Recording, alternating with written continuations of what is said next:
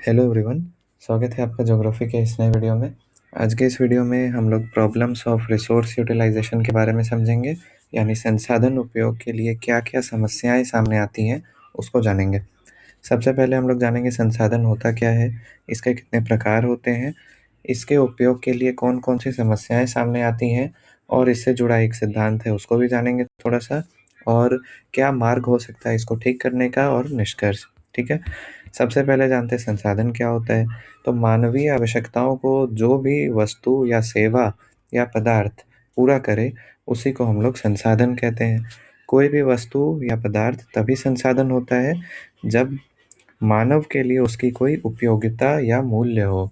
मानव के लिए उपयोगिता या मूल्य होने पर ही उसको संसाधन कहा जाता है। अब भूगोल में इसका अध्ययन क्यों कर रहे हैं हम लोग संसाधन उपयोग का? तो भूगोल एक ऐसा विषय है जिसमें मानव और पर्यावरण के अंतर संबंध का अध्ययन किया जाता है, और हम लोग जानते हैं कि ज़्यादातर जो संसाधन है वो हम लोग को प्रकृति से प्राप्त होते हैं। इसलिए मानव और पर्यावरण के बीच में क्या संबंध है और उसको समझने के लिए हम लोग भूगोल में संसाधन उपयोग का अध्ययन करते हैं। संसाधन उपयोग का अध्ययन करते हैं कि उसके दोहन को रोका जा सके और उसका प्रबंधन किया जा सके।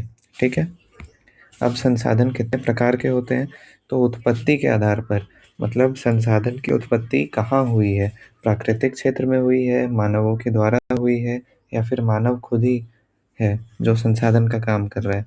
तो उत्पत्ति के आधार पर 3 भाग में हम लोग संसाधन को बांट सकते हैं: प्राकृतिक संसाधन, नेचुरल रिसोर्सेस, मानव निर्मित संसाधन, आर्टिफिशियल या मैन मेड रिसोर्सेस, और ह्यूमन रिसोर्स, मानव संसाधन। मानव संसाधन कैसे है? मानव का कौशल, बुद्धि, विवेक जब किसी काम को करने में सहायक होता है तब उसको हम लोग मानव संसाधन कहते हैं। ठीक है, उसके बाद है समाप्ति के आधार पर, मतलब कितना जल्दी वो संसाधन खत्म होने वाला है या नहीं होने वाला है, तो उसके लिमिट पे कितना दिन तक वो चलेगा, उसके आधार पे हम लोग 2 भाग में बांट सकते हैं: नवीकरणीय रीन्यूएबल और अनवीकरणीय नॉन रीन्यूएबल।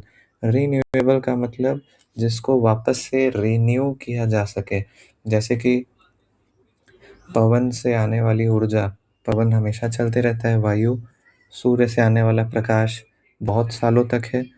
ठीक है, अनवीकरणीय मतलब जो एक मात्रा तक ही हमारे पास मौजूद है और उसके बाद वो समाप्त हो जाएगा, जैसे कोयला, पेट्रोलियम, ये सब। ठीक है, उसके बाद है स्वामित्व के आधार पर, मतलब ओनरशिप, किसके पास है वो। ओनरशिप के आधार पे अगर रिसोर्स को बांटे तो वो हो जाएगा व्यक्तिगत संसाधन, किसी का पर्सनल लैंड हो सकता है, पर्सनल कार हो सकता है, या कोई सामान हो सकता है। सामुदायिक, यानी किसी समुदाय का है। राष्ट्रीय, पूरे राष्ट्र का जो मतलब रिसोर्स है, वहाँ के मिनरल्स, ये सब वो राष्ट्रीय संसाधन है। और अंतर्राष्ट्रीय संसाधन भी होता है, जैसे कि समुद्र, ये सब अंतर्राष्ट्रीय संसाधन है। नो मैन्स लैंड, ये सब। ठीक है, अब ये सब हो गया संसाधन और उसके प्रकार।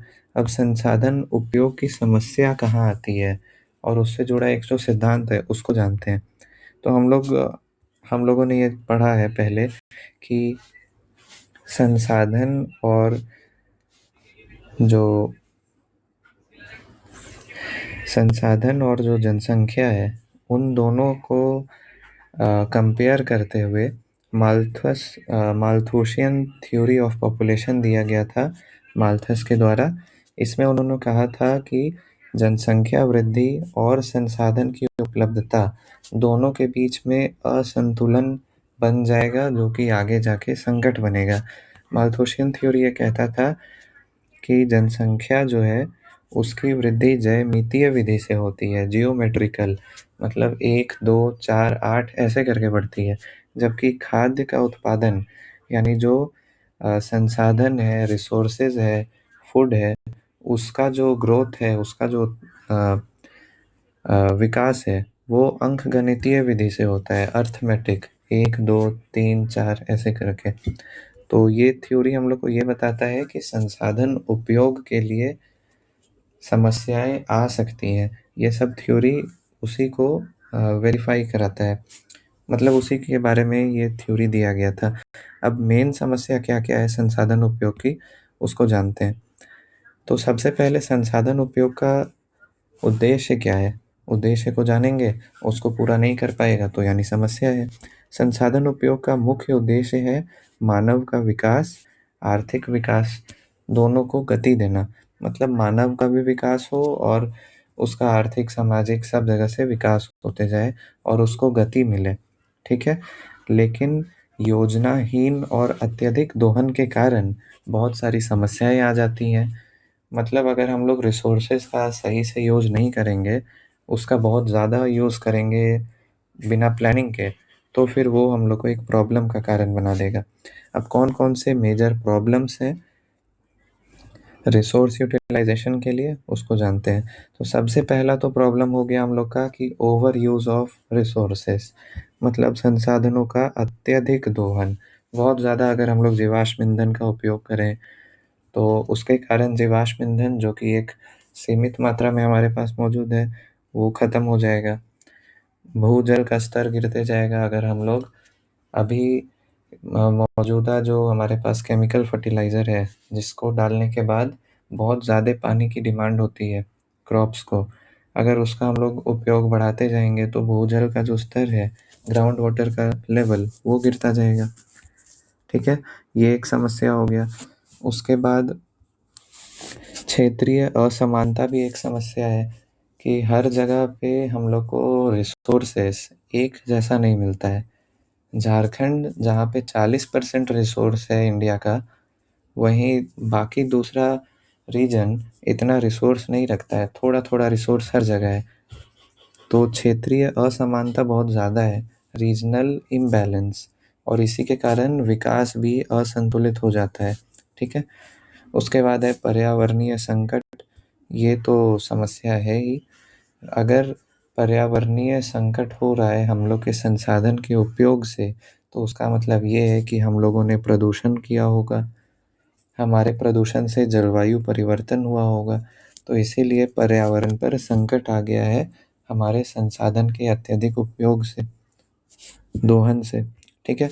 उसके बाद तकनीकी और आर्थिक सीमाएँ, तो संसाधन का सही से उपयोग इसीलिए भी नहीं हो पाता है क्योंकि सब जगह तकनीक उस स्तर का नहीं पहुँचा है जो हर जगह पर है, और आर्थिक सीमाएँ तो होती ही हैं हर जगह की। कोई एरिया में ज़्यादा कैपिटल आता है, वहाँ पे लोग इन्वेस्ट करते हैं, किसी एरिया में नहीं करते हैं। जैसे डेवलप्ड नेशन में ज़्यादा इन्वेस्टमेंट होता है लेकिन अनडेवलप्ड अफ्रीका जैसे देशों में कम इन्वेस्टमेंट होता है, तो उसके कारण तकनीक का भी अभाव हो जाता है और लागत भी उन लोग के पास नहीं रह पाता है, तो जिसके कारण वो लोग रिसोर्स का सही से यूटिलाइज़ेशन नहीं कर पाते हैं और उनका रिसोर्स जो है वो ख़त्म भी होते जाता है और साथ ही उसका दोहन यानी एक्सप्लॉइटेशन भी होते जाता है। उसके बाद है अधिकारों का टकराव। संसाधन उपयोग के लिए अधिकारों का टकराव भी एक प्रमुख समस्या है, क्योंकि हम लोग अक्सर ये देखते हैं कि संसाधन हम लोग को उस क्षेत्र में मिलते हैं जहाँ पे अ, जंगल हो या फिर कोई ऐसा रीजन हो जो नेचुरल वेजिटेशन से घिरा हो या फिर नेचुरल रीजन में हम लोग को संसाधन ज़्यादा मिलते हैं। तो संसाधन के उस स्थान पर अक्सर स्थानीय समुदाय मौजूद होते हैं, उनको हम लोग को विस्थापित करना पड़ता है, उन उसके एरिया को ऑक्यूपाई करके वहाँ पे उद्योग लगाना पड़ता है, तो जिसके कारण स्थानीय समुदाय और सरकारों के बीच में टकराव होते रहता है और पुनर्वास, विस्थापन, फिर और भी बहुत सारे आंदोलन जैसी समस्याएँ आती हैं, तो जिसके कारण अधिकारों का टकराव भी हो जाता है।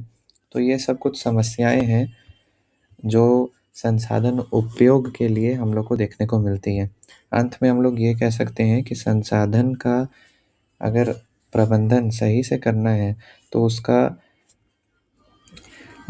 उसका हम लोग को कुछ स्टेप्स लेना पड़ेगा, क्योंकि संसाधन जो है उसका वितरण हर जगह एक समान नहीं है। तो संसाधन का वितरण असमान नहीं है हर जगह और सब जगह उतना अवेयरनेस भी नहीं है, लोगों को जागरूकता भी नहीं है जिसके कारण संसाधन का दोहन हो रहा है। अब कौन-कौन से स्टेप्स हम लोग फॉलो कर सकते हैं ताकि संसाधन को बचाया जा सके और उसका सही यूज़ किया जा सके? तो सबसे पहला हम लोग कर सकते हैं सतत पोषणीय विकास पर जोर, मतलब सस्टेनेबल डेवलपमेंट पर फोकस कर सकते हैं। सतत पोषणीय विकास का मतलब हो गया वर्तमान की पीढ़ी को ध्यान में देकर भविष्य के लिए भी सोचना। मतलब प्रेजेंट में भी हम लोग उसको यूज़ करें, लेकिन फ्यूचर के लिए भी वो सेव रहे, ऐसा हम लोग को डेवलपमेंट करना है। उसके बाद है 3R के नियम का पालन। 3R का नियम मतलब होता है किसी भी चीज़ को पहले तो उसका यूज़ करना कम करो, और अगर यूज़ कर रहे हो तो उसका रीयूज़ करो और फिर से उसी चीज़ को वापस से यूज़ करते जाओ, जिसके कारण प्रदूषण कम होगा। प्लास्टिक में ये चीज़ बहुत अच्छे से अप्लाई होता है, रिड्यूस, रीयूज़ और रिसाइकल। इसके बाद है वैकल्पिक ऊर्जा स्रोत का उपयोग। वैकल्पिक ऊर्जा स्रोत का उपयोग इसीलिए क्योंकि जो ऊर्जा के स्रोत सीमित मात्रा में है, अगर उसका ही हम लोग केवल उपयोग करते रहेंगे और हमारी निर्भरता केवल उसी पर रहेगी तो आगे जाके हम लोग को दिक्कत होगा, संकट का सामना करना पड़ सकता है। इसीलिए वैकल्पिक ऊर्जा का स्रोत हम लोग को अधिक उपयोग करना चाहिए। इससे प्रदूषण भी कम होगा और सब तक हम लोग ऊर्जा पहुंचा सकेंगे। संसाधन नियोजन, रिसोर्स प्लानिंग तो होना ही चाहिए कि कहाँ पे कितना रिसोर्स है, कैसे उसको निकाला जाए, तकनीक का किस तरह से उपयोग किया जाए, किस तरह से लोगों में जागरूकता फैले, शिक्षा का स्तर बढ़े, स्थानीय समुदायों के बीच में तालमेल बैठे, ये सब पे हम लोग को ध्यान देना होगा। तभी जाके संसाधन उपयोग से जो समस्याएं आ रही हैं उसका समाधान किया जा सकता है। और अंत में निष्कर्ष आप अपने शब्दों में लिख सकते हैं कि संसाधन का उपयोग मानव जीवन को बेहतर बना सकता है और इसके समाधान को करके, मतलब जो उसकी समस्याएं हैं उसका समाधान करके हम लोग विकास, आर्थिक विकास, सामाजिक विकास, सारे तरह के विकास को गति दे सकते हैं।